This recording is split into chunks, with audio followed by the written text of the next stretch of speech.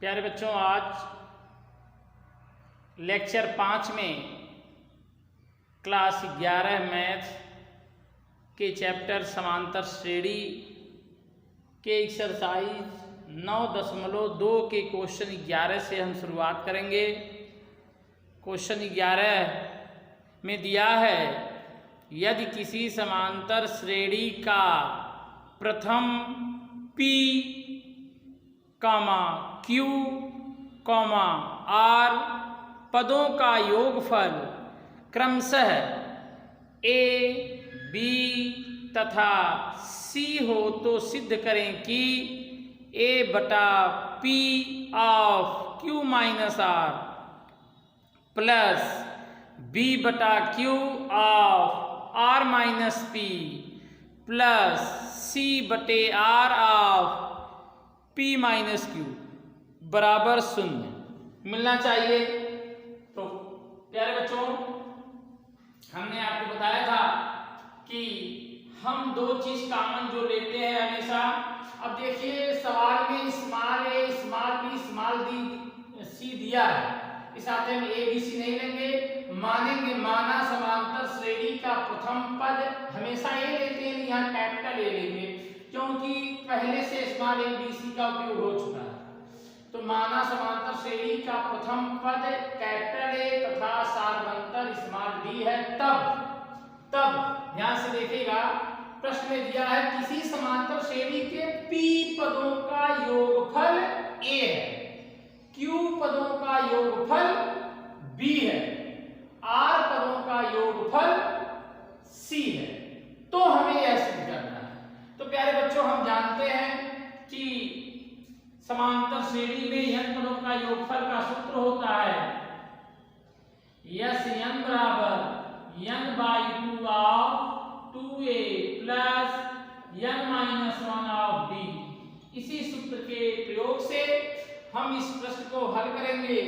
तो Sp बराबर a हो गया, तो हम a बराबर लिख सकते हैं, Sn का वही फार्मूला लगा देंगे, जहां जहां n वहां p लिखेंगे, तो p/2 2a plus p minus 1 of b। देखिए जहां जहां n कहां p लिखा गया है। अब इस p को हम बटे के नीचे ला देंगे, a/p हो जाएगा बराबर 1/2 2a plus p minus 1 of b, समीकरण 1। इसी प्रकार से q पदों का योगफल b दिया है, तो यहाँ पे b बराबर q/2 2a धन q माइनस 1 ऑफ d कर लेंगे। फिर यहाँ q को नीचे करेंगे, 1/2 2a धन q माइनस 1 ऑफ d, समीकरण 2 मान लेंगे। फिर r पदों का योगफल c दिया है, तो यस r बराबर c बराबर r/2 2a plus r minus 1 of d, r को नीचे कर देंगे, यह समीकरण 3 प्राप्त हो जाएगा। प्यारे बच्चों, अब हम देखेंगे क्या मुझे सिद्ध करना है। तो हमें सिद्ध करना है, एक पद सिद्ध करना है, ध्यान से देखिएगा। और यदि हम देखिए पहले में a/p मिला है कि नहीं मिला है, दूसरे में b/q मिला है कि नहीं मिला है, तीसरे में c/r मिला है कि नहीं मिला है, मिला है।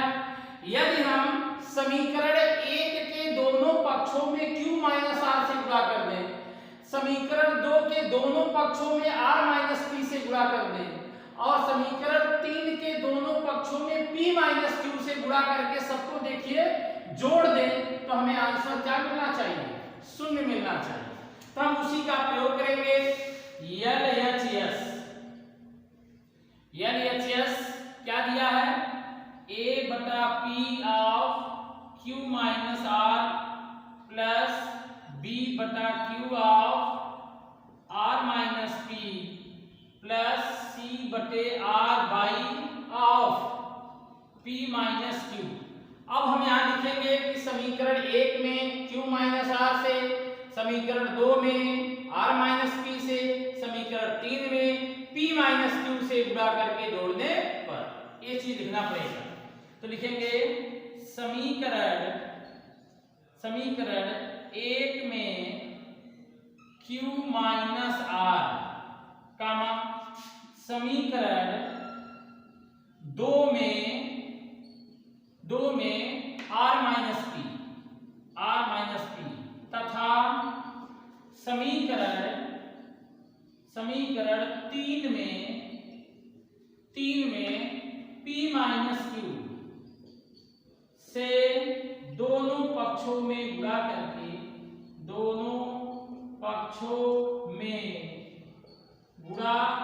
करके जोड़ने पर, सभी को आपस में जोड़ने पर, सभी को परस्पर या आपस में जोड़ने पर,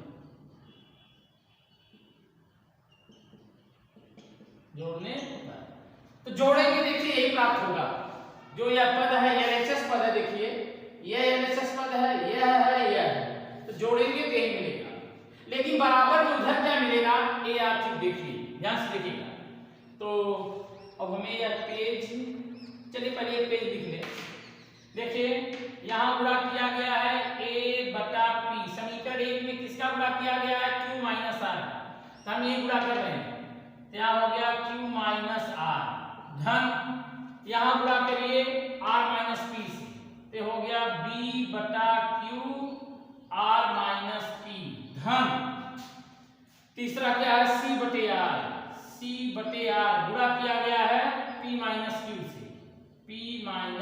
Q से, तो देखिए जब गुणा हो गया है तो उधर भी गुणा होगा, तो यहाँ गुणा करिए। अब यहाँ ये थोड़ा ना सरल कर दीजिए, इस 1/2 का अगर अंदर प्रयोग करेंगे तो हो जाएगा कैपिटल A, क्या होगा कैपिटल A, 2 से 2 कट जाएगा और आगे क्या मिलेगा plus P minus 1 of B बटे 2 मिलेगा। इसी प्रकार से इस 2 का यहाँ प्रयोग करेंगे तो मिलेगा A plus Q minus 1 of B बटे 2, और तीसरे में 2 का अंदर प्रयोग करेंगे A plus R minus 1 of B बटे 2 मिलेगा। तो हम दोनों पक्षों में गुणा किए Q माइनस R का, तो यहाँ भी गुणा होगा Q माइनस R का, गुणा करिए, ये हो जाएगा A of Q minus R plus P minus 1 Q minus R D बटे 2 मिला। देखिए इधर भी गुणा किए इधर भी गुणा हो गया, देखिए हो गया प्लस अब गुणा करिए द्वितीय वाले में, किसका गुणा करना है R माइनस P से, तो हो जाएगा A कोष्टक में R minus P plus Q minus 1 R minus P D बटे 2 मिला, प्लस A ऑफ लास्ट में गुणा किया गया है P माइनस Q का, तो P माइनस Q प्लस कहां पे है R माइनस 1 फिर P minus Q of D by 2। अब इन्हीं को हम हल करके हमें 0 के बराबर लाना है। तो प्यारे बच्चों पहले इतना नोट कर लीजिए तब आगे चला जाए। प्यारे बच्चों अब जो ये प्रॉब्लम है, अब इनका सबसे पहले गुणा करेंगे तो हो जाएगा AQ माइनस AR, देखिए AQ माइनस AR हो जाएगा।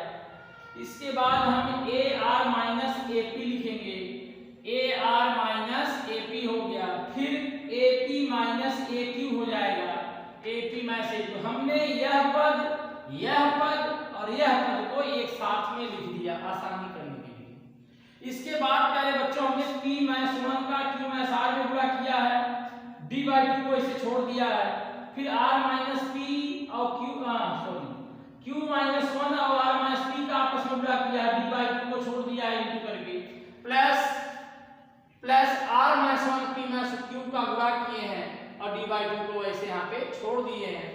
अब देखिए ये पूरा स्टेप समाप्त हो जाएगा, ये पूरा स्टेप खत्म हो गया।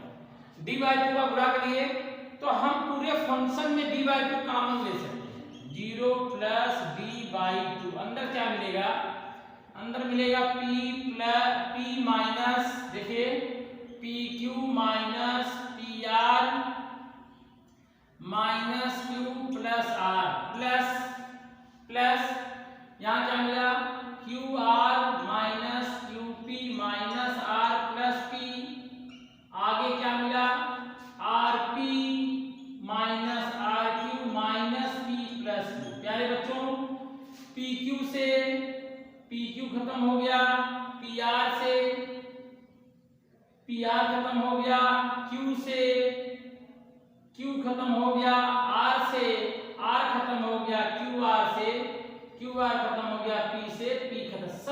खत्म हो गए, क्या मिला? शून्य प्राप्त हुआ। यही हमें क्या करना था, लाना था। तो प्यारे बच्चों, यह सवाल बहुत कठिन नहीं है, यह सवाल बहुत आसान है, लेकिन बस कैलकुलेशन है, गुणा है, कर दीजिए तो आपको इस प्रश्न के उत्तर प्राप्त हो जाएंगे।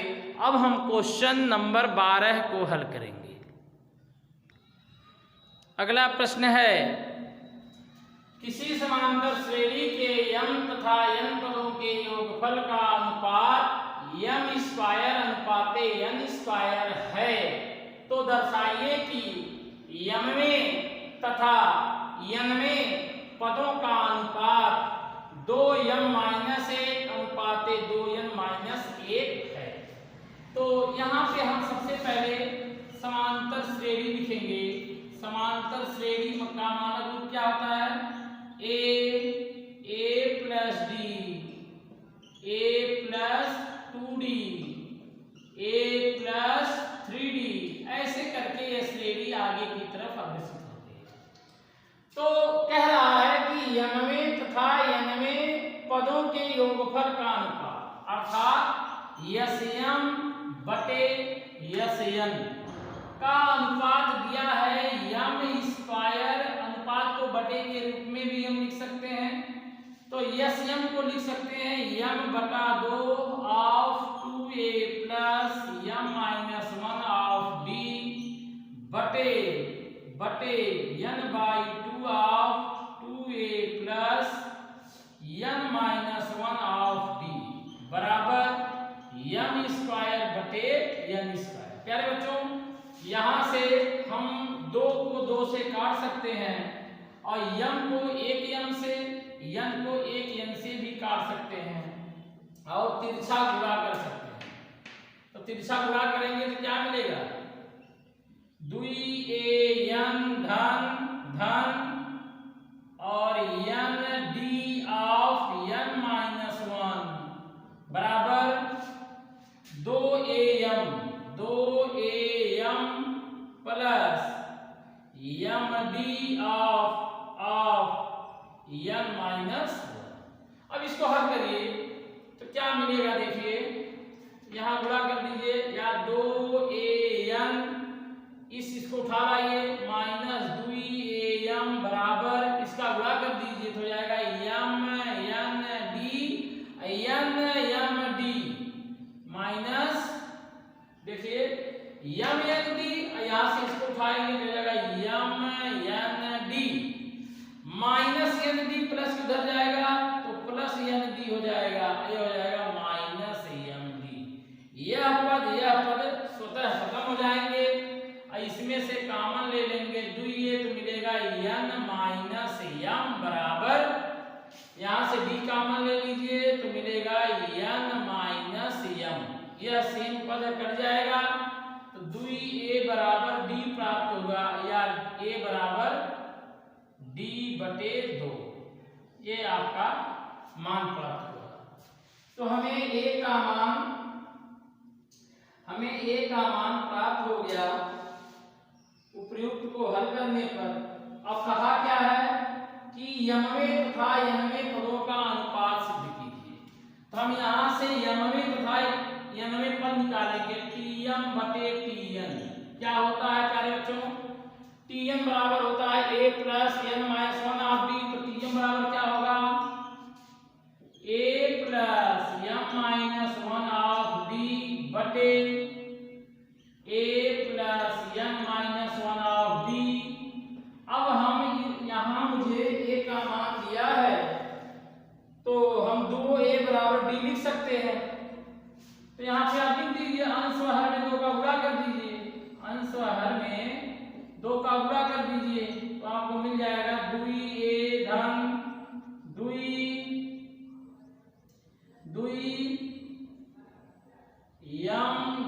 माइनस 2d बटे 2a plus 2md minus 2d। हल करिए तो हम 2a के बराबर अभी पाए हैं d, तो d लिख दीजिए तो क्या मिल जाएगा? d धन 2md माइनस 2d बटे 2a बराबर d पाए तो d धन 2md माइनस 2d। हल करिए तो मिलेगा 2md और 2d में से एक d को घटाएंगे माइनस d, और 2nd 2d में से एक d को घटाएंगे माइनस d, dd कॉमन लेके कट जाएगा 2m माइनस 1 बटे 2n माइनस 1। प्यारे बच्चों यही हमें क्या करना था, सिद्ध करना था। नोट कर लीजिए इसे। प्यारे बच्चों अगला प्रश्न है, यदि किसी समांतर श्रेणी के n पदों का योगफल 3n² धन 5n है तथा इसका यमवां पद 164 है, तो यम का मान ज्ञात करें। तो सबसे पहले दिया क्या है, n पदों का योगफल Sn दिया है 3n² धन 5n। तो हम अगर n के जगह m रख दें, n बराबर m रख दें, तो हमें m पदों का योगफल प्राप्त हो जाएगा 3m² धन, यहाँ पे n है बच्चों, 3n² धन 5m, यह हमें प्राप्त हो जाएगा। n की जगह यदि माना n बराबर m, तो हमें m पदों का योगफल प्राप्त हो जाएगा। क्यों मैं ऐसा कर रहा हूं, क्योंकि m का मान ज्ञात करना है। प्यारे बच्चों हमने जब सूत्र पढ़ाया था तो आपको बताया था कि यदि हमें समांतर श्रेणी का यमवां पद ज्ञात करना हो, योगफल दिया हो, तो Tn बराबर Sn माइनस 1 का फार्मूला लगाते हैं। तो हमें यमवां पद निकालना हो तो Tm बराबर Sm माइनस m का सूत्र का प्रयोग करेंगे।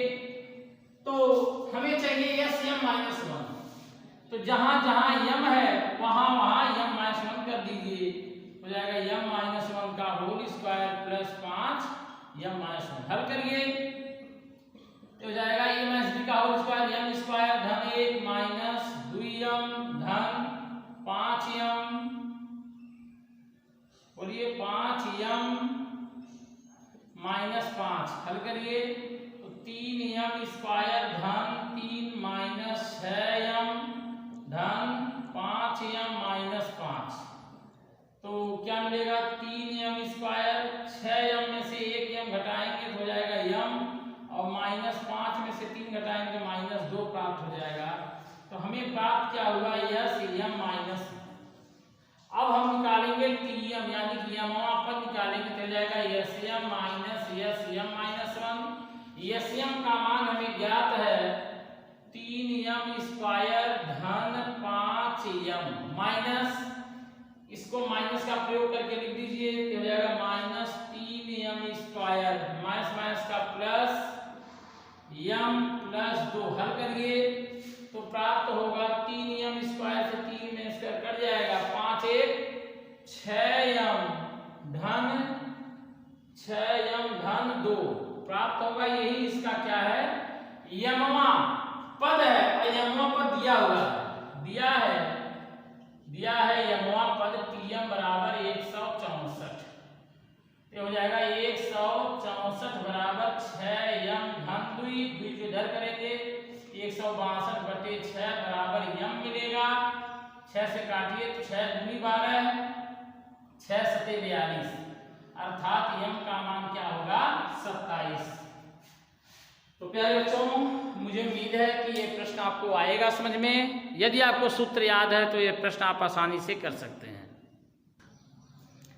प्यारे बच्चों अगला जो टॉपिक्स है इस चैप्टर में, प्यारे बच्चों 3 सवाल ऐसे हैं जो समांतर माध्य पे आधारित हैं। तो जब तक आप समांतर माध्य के बारे में जानेंगे नहीं तब तक आप उन तीनों प्रश्नों को नहीं लगा सकते। तो हम आपको सबसे पहले बताएंगे समांतर माध्य किसे कहते हैं। इसे अंग्रेजी में अर्थमेटिक मीन के नाम से जाना जाता है। यदि तीन राशियां समांतर श्रेणी में है तो मध्य वाली राशि को शेष 2 राशियों का समांतर माध्य कहते हैं।